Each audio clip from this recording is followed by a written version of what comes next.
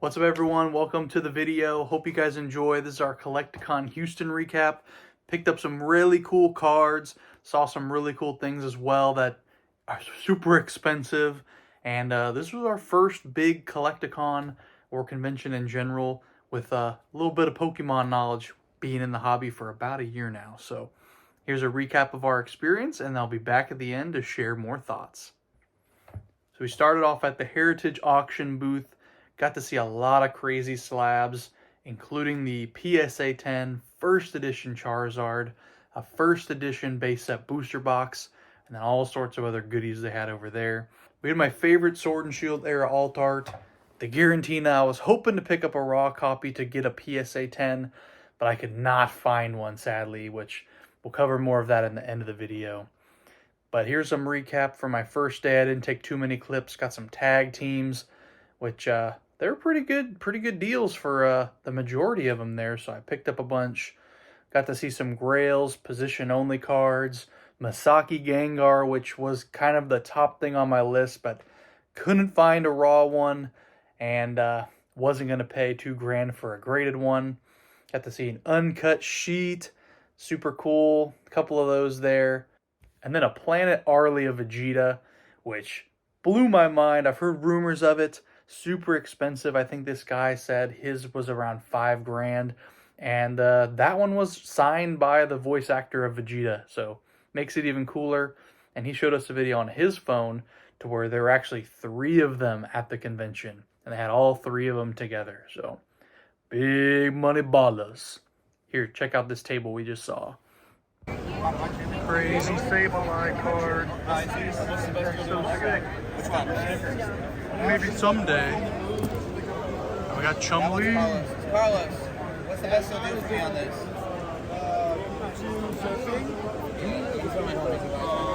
Some Mewtwo drawing. That's dope. Hi, Mike.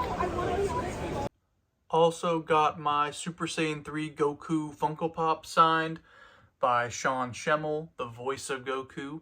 I picked this one because Super Saiyan 3 is my favorite iteration of all the Super Saiyans, and the episode where he goes Super Saiyan 3 is my favorite in Dragon Ball Z. It's in a little protective case, that's why it's got some scratches on it, but super cool to have a signed Funko Pop, and it is the first one in my small collection. I also went and sold some, so shout out to the guys that bought those. And hopefully we can get the Post Malone one signed someday. That'd be super cool. All right, back to the video. Thanks, Mike, for getting it signed and buying VIP. After that, we checked out some team-up packs. Seemed like vintage was everywhere here. Got to see Chumlee, wheeling and dealing, Gary King Pokemon, and a bunch of other G-ballers making big moves. Got to see some cool older EXs. And then we made a deal for a vintage binder that I had. Check this out. All right, we just did the deal. Vintage binder, $480. Cool. Thank you very much, bro. So that was a entire vintage binder, complete base set, and then a few jungle hollows, few fossil hollows, but all the commons and uncommons from those set. They were all pretty rough condition. That was the first thing I collected when I got back in the hobby, and probably went from under what it should have went for, but I was just happy to get rid of it and not have to deal with shipping or paying those eBay fees. So $480 for the complete base set, and then a couple extra cards from Fossil and Jungle. I'll take it, and it gave me some walking around money to make some deals on day 2. So here's some more cool stuff we saw. This was a super cool Gengar EX from, I believe, Fire Red Leaf Green. I also wanted to pick one of those up, but I couldn't find one that was raw and not in heavy played condition, which sucked.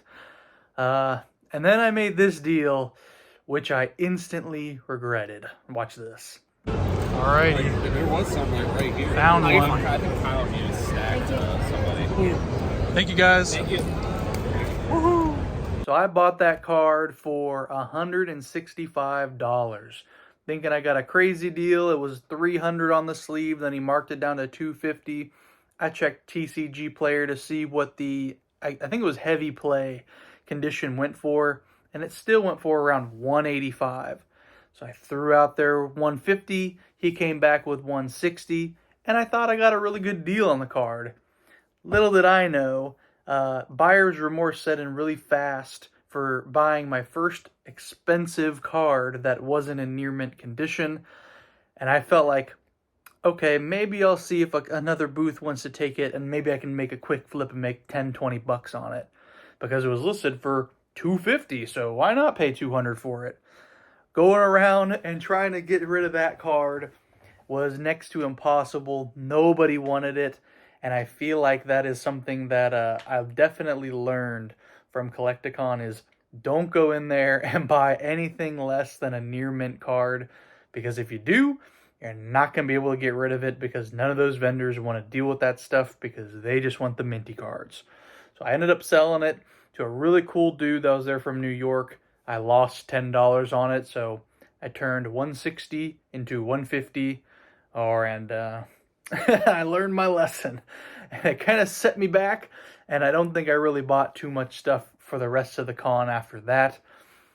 So I forgot to add something in the video, and just on the same topic, I didn't find one of these that was raw before this. The whole con, bro. This is day 2. I've looked at every table. This was the only raw copy of Magikarp Wailord that I saw. So that's why I ended up getting that one.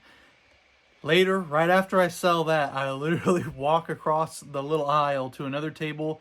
They have a near mint one sitting right there, no price on it. And I guess he just took it in. Bro literally says to me,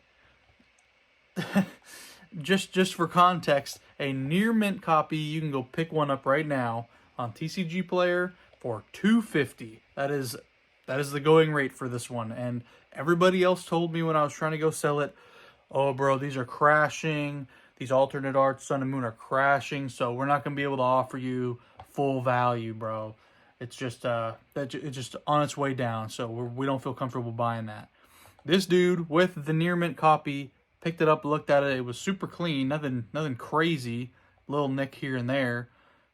Bro literally says, yeah, these go for about $250 in near mint. I would say this is better than near mint, so this one will be $280. Bro, what is better than near mint? A raw card. I don't, correct me if I'm wrong, but a raw card, I'm pretty sure, cannot be gem mint if it's not in the slab. So this dude trying to sell a gem mint copy of a card for more than what a near mint copy goes for, that made me laugh. And I want to know if you guys had any similar experiences, because that was funny. That was the first time that's happened to me. I'm pretty sure you can't buy a gem mint card if it's not in a slab. That's just me. Back to the video. Let's do a little bit of an update and see what I picked up. All right, we got the midday update here. Let's check out what we got. Scored some more tag teams we don't have. This one is only in Japanese, which is interesting. They left these boys out of English. Snagged a Pikachu, a bunch of art rares I need. Got a Gengar level X, Sableye, another tag team Pikachu, and some for Jordan. And then one little for me, a little damage Garantina. But I mean, we're having a blast. There's about 3 hours left. We're gonna get some food, and then get back in there and try to make some last minute deals and catch some shiny Woopers. So yes, we picked up some more tag teams, some art rares I need because I really like collecting those from the newer sets. And it was Paldean Wooper and regular Wooper Community Day, so we ended up playing that as well. But as you see, we did make some more deals, and I didn't even pick up another damage card, but it was only for $4. That made me feel a lot better about buying it as opposed to $160.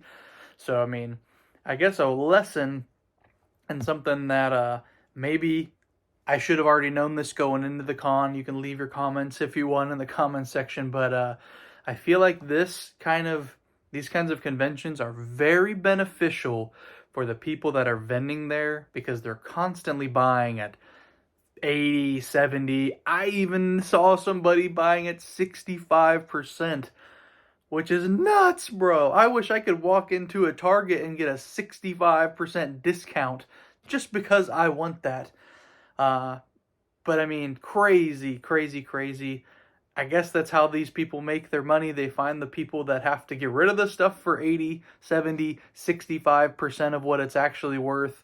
And then you're kind of, they got the money, you need the money, so you're going to pay what they're willing to pay. Which, I mean, I guess that's the way the world works. But going in there trying to sell the stuff that you know is worth more is kind of annoying, I guess, a little bit. Especially when you go to the tables with the really, really high roller stuff like PSA 10 Zards, boxes, vintage packs. Those tables will just like, or from what I noticed, if you didn't walk up there with heat to match their heat, they kind of ignored you and just moved on to the next person that came up with their big locked box of slabs. So I tried to stay away from those as much as possible. I met some super cool people with some smaller booths, and those are the people that actually took the time out of their day to talk to us and give us some good deals, some straight up trades that nobody else would, because I feel like the majority of the super large booths there are just there to make money. Which, I mean, at the end of the day, it's a business, but also it's a community.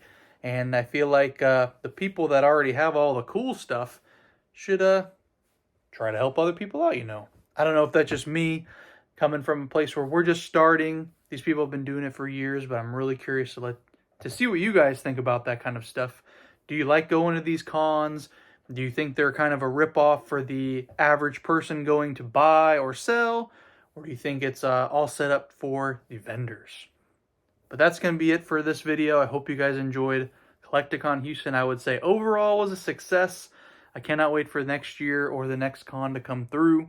Hopefully, if I met you guys there, we'll get to see you at the next one and check in. Thank you guys very much, and we'll see you in the next one.